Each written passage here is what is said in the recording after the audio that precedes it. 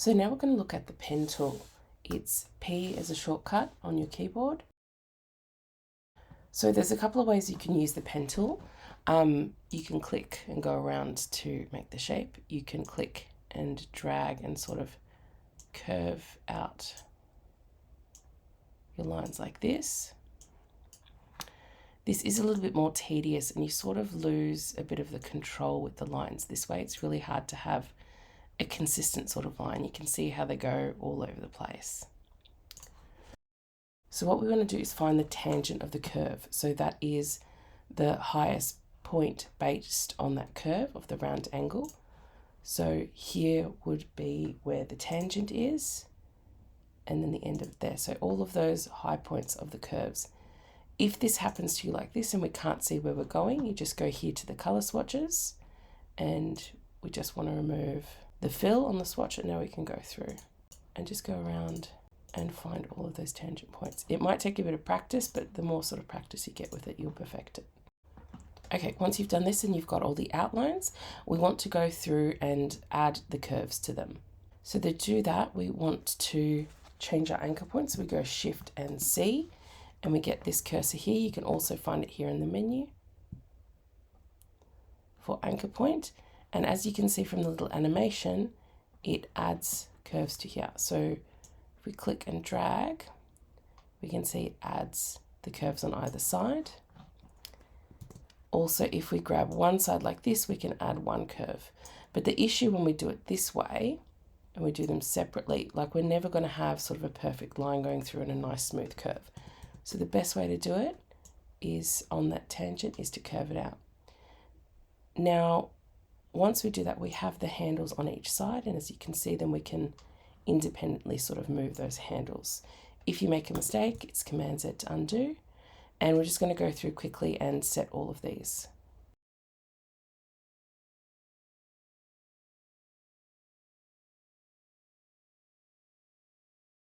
So once we've got around and quickly move those, then we can come back and play with those individual handles on each side.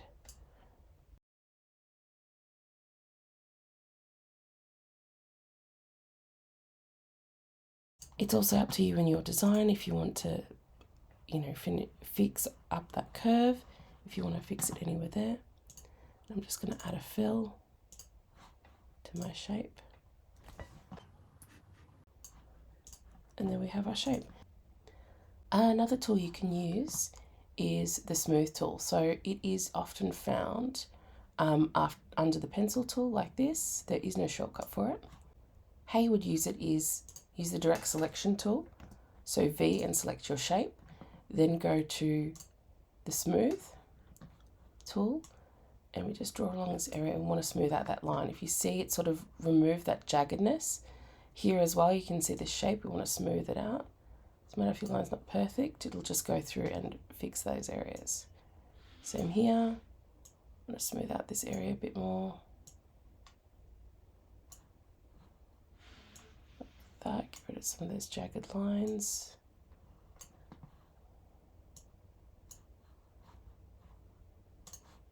And you see how it's smoothed those areas and made it more streamlined, more professional.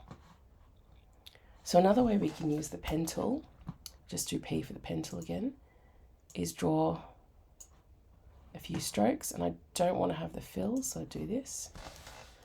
Select V to have the direct selection and close that path. Go to here and see the width tool. Shift W, and here you can see that you can adjust the width of the line. So select that line and select the width tool, and now we can adjust that width so you can have it thick and thin, and you can add multiple points there.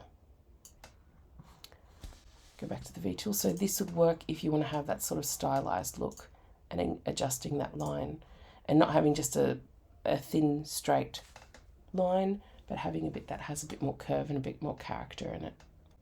And that's just the basic of the pen tool. Hope that helps.